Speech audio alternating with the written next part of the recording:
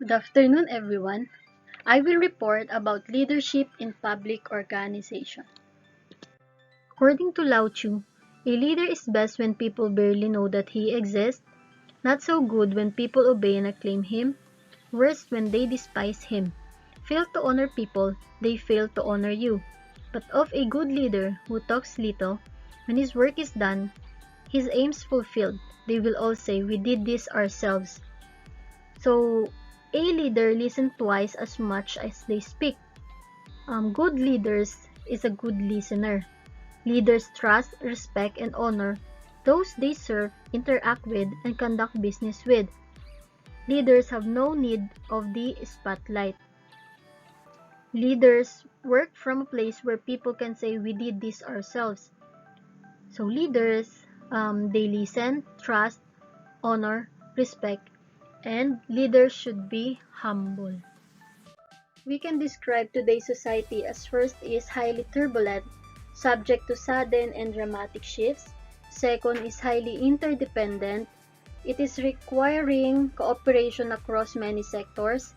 And third is greatly in need of creative and imaginative solutions to the problem facing us. So we need to be adaptable and flexible than in the past.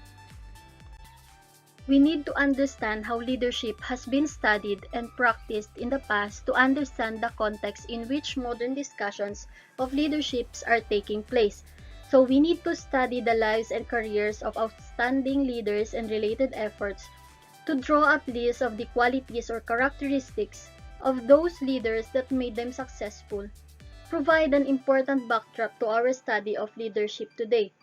So every leader, they have different styles to help us understand the range of options available on us. At the same time, we should understand that leadership is changing in many ways, and we should be attentive to those changes. We should understand that in today's world and certainly in tomorrow's world, more and more people are going to want to participate in the decisions that affect them. Leader was the one who established the vision of the group, designed ways of achieving that vision, and inspired or coerced others into helping to achieve that vision. Clients or citizens also want to participate, as well they should. More and more decisions will be public decisions, that is, the people they affect will insist on being heard. Leadership is increasingly being thought of not as a position in hierarchy, but rather as a process that occurs throughout organizations and beyond. A leader was considered the person who held a formal position of power in an organization or a society. Leadership as a process occurring throughout organizations and societies. Leadership will not just be something reserved for presidents, governors, mayors, and department heads. Instead, it will become something that everyone throughout our organization and society will become involved in from time to time. Leadership is especially important in the public sector as administrators work with citizens and citizen groups of all types. Leadership is not just about doing things right, it is about doing the right things according to Bennis and Nanus. It is associated with important human values, including the most fundamental public values such as freedom, equality, and justice. Through the process of leadership, people working together make choices about the directions they want to take. They make fundamental decisions about their futures. They require a careful balancing of human values, whether those reflected in the direction in which an organization chooses to move, or as a citizen and governmental officials work together in the development of public policies. Leadership, as we will see, can play a transformational role in this process, helping people to confront important values and indeed to grow and develop individually and collectively in the process of such confrontations. What is your leadership style? I have here a questionnaire that will help you to assess your leadership style. So read each item and think about how often you engage in the described behavior. 1 means never, 2 means seldom, 3 means occasionally, 4 means often, 5 means always. You can see this questionnaire in page 182. This questionnaire is designed to measure two major types of leadership behavior. First is task orientation. The second one is the relationship orientation. When you sum up the odd-numbered items, it is your score on task orientation. And then when you sum up the even-numbered items, that is your score in the relationship orientation. Ways of thinking. Leadership is changing, meaning that the way in which we should define leadership is changing as well. Leaders were people in formal positions of power and authority, and those who use their power and authority as well as other forms of influence to direct others toward goals and objectives that they had established in advance. Leadership was defined either in terms of the characteristic or traits that leaders possess or in terms of the way in which leaders exerted power in relation to others in organization. Leaders' role was to come up with good ideas about the direction that the group should take, decide on a course of action or goal to be accomplished, and exert his or her influence or controlling in moving the group in that direction. Leadership no longer is simply what those in leadership positions do. Rather, it refers to a process by which one individual influences others to pursue a commonly held objective. Where leadership is present, something occurs in the dynamic of a group or organization that results in change. Leadership occurs when one or more members of a group or organization stimulate others to more clearly recognize their previously needs, desires, and potentialities, and to work together toward their fulfillment. Traditional approaches to leadership. The trait approach. Are leaders smarter than others? Do they have more highly developed verbal skills? Are they taller or more masculine? Most of the studies show that leaders tended to be more intelligent, more dependable or responsible, and more active in social situations than other group members. Factors such as age, height, weight, and appearance seem to have little to do with leadership. Leaders had strong capacity for organizing and generating cooperative behavior. Those traits that Stockdale associated with this capacity included intelligence, alertness to the needs of others, and insight into situations, further reinforced by such habits as responsibility, initiative, persistence, and self-confidence. Whatever characteristic might be associated with leadership, simply possessing these qualities did not ensure that one would become a leader. Rather, leaders stand in a relation to a group, an organization, or followers, and the nature of that relationship is more determining of the pattern of leadership than is the possession of certain traits. Meaning, leader acquires status through the active participation and demonstration of his capacity for carrying tasks through to the completion. Leaders are characterized by a strong drive for responsibility and task completion, considerable vigor and persistence in the pursuit of goals, creativity and originality in problem solving, the exercise of initiative in social situations, self-confidence and a strong sense of personal identity, a willingness to accept the consequences of their decisions and actions, a capacity for absorbing stress, a willingness to tolerate frustration and delay, the ability to influence the behavior of others, and a capacity to organize group to achieve the purpose at hand. Personality is indeed a factor in differentiating leaders from others, although not the only factor. Leadership styles. Suggestion that leadership is determined through the interaction of leaders and situations led researchers to consider the behaviors of leaders, not just their traits. There are two factors emerged from the Ohio State studies. First is consideration, and the second one is the initiation of structure. Consideration describes the extent to which the leader is concerned for the welfare of those in the group. A considerate leader might compliment people on their work, emphasize the importance of job satisfaction, help to put employees at ease, and so on. The idea of consideration is primarily focused on relationships. The second factor is initiation of structure. Describe the extent to which the leader initiates activity in the group, organizes the group, and defines the way in which the work is to be done. A leader focusing on initiation of structure would be concerned with maintaining standards, meeting deadlines, and securing compliance. The idea of initiation is primarily focused on tasks. Some leaders are so attentive to maintaining the group that the focus of the group on accomplishing its goal is undermined, whereas Other leaders might concentrate so much on task achievement that they destroy the group's morale. Later, studies suggested that leaders can be attentive to both tasks and relationship. The managerial or the leadership grid. The grid has two key dimensions: concern for production and concern for people. Concern for production might be expressed in a focus on results, performance, and the bottom line, whereas concern for people might be expressed in a focus on job satisfaction, working conditions, and wages and salary. These degrees are represented on a scale from 1 to 9. The various combinations of low and high concern for production and concern for people generated 5 key leadership styles. Country club management. Thoughtful attention to the needs of people for satisfying relationships leads to a comfortable, friendly organization atmosphere and work tempo. This style might be associated with phrases such as "don't worry, be happy," "see no evil," and "can't say no." Impoverished management. Exertion of minimum effort to get required work done is appropriate to sustain organization membership. This might be recognized in phrases such as "sorry, but it's not my problem" and "hands off." Middle-of-the-road management. Adequate organization performance is possible through balancing the amount of work to be done with satisfactory morale levels. This style might be characterized by phrases such as "I can live with that" and "that's acceptable progress." Team management. Work accomplishment is from committed people.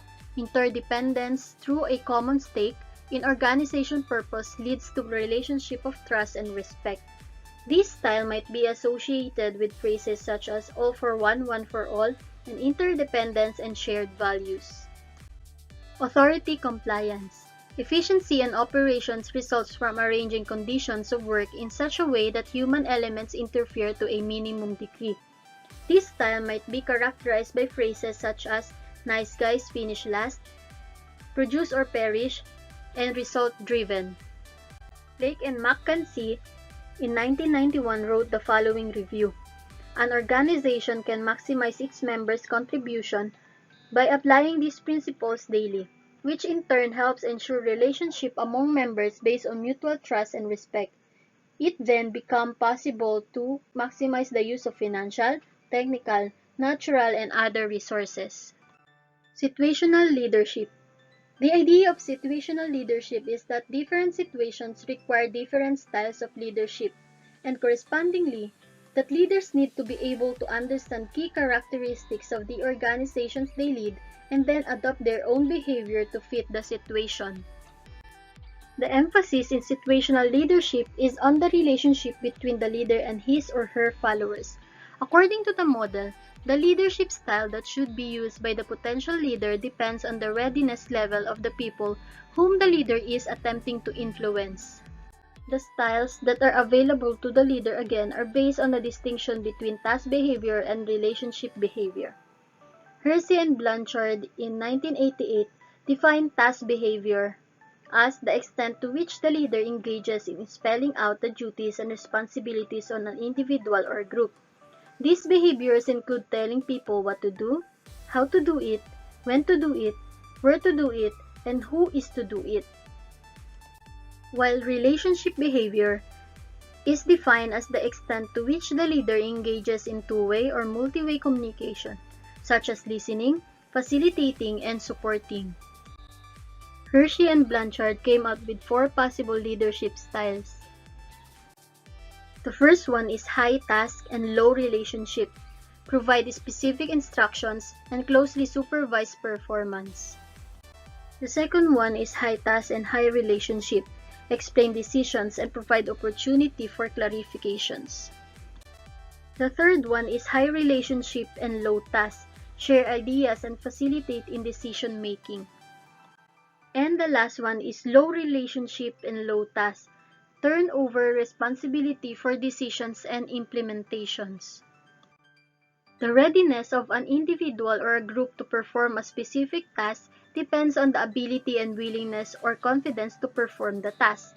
There can be various combinations of ability and willingness. The first one is unable and unwilling or insecure. The second one is unable but willing or confident. The third one is able but unwilling or insecure. The fourth one is able and willing or confident. The readiness 1 and 2 is what we call the leader directed, and the readiness 3 and 4 is what we call the follower directed. The contingency approach. Leadership must be adapted to the tasks and relationships of the workers. The contingency model of leadership suggests that the effectiveness of a group is contingent on the relationship between the style of leadership and the degree to which the situation enables the leader to exert influence. So, some situations are more favorable for some leaders, and other situations are more favorable for others. According to the least preferred coworker LPC scale, Fiedler identified two now familiar leadership styles. The first one is the task-oriented leader who is quite efficient and goal-oriented, and the relationship-oriented leader who derives satisfaction from successful interpersonal relationships. When we say task-oriented leader, it is concerned with interpersonal relationship to complete the task at hand, while the relationship-oriented leader is concerned with tasks to have successful interpersonal relationship. Three characteristics of groups or organizations that are most important. First is the position power. When we say position power, it refers to the degree to which the position enables the leader to get others to comply with his or her direction.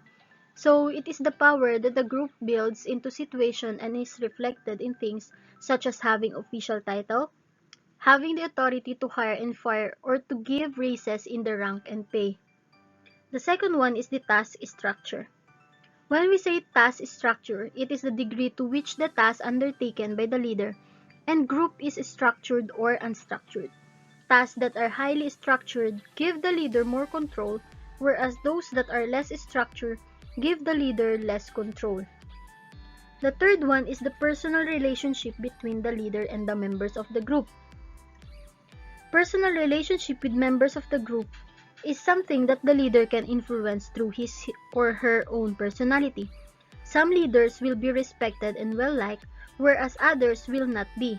Some will gain that respect through showing wisdom in making good decisions, whereas others will be liked simply based on their charming or likable personalities. Another approach suggesting that a leader needs to select a style meeting the needs of subordinate is what we call the path goal theory. Path goal theory is based on expectancy theory, suggests that people are satisfied with their work if they believe it will lead to things that are highly valued, and that they will work hard if they believe their effort will lead to things that are valued. So it is the same as the contingency theory. It suggests combinations of leadership styles and subordinate attitudes or expectations. The leadership styles are directive leadership, or much like a task-oriented leadership.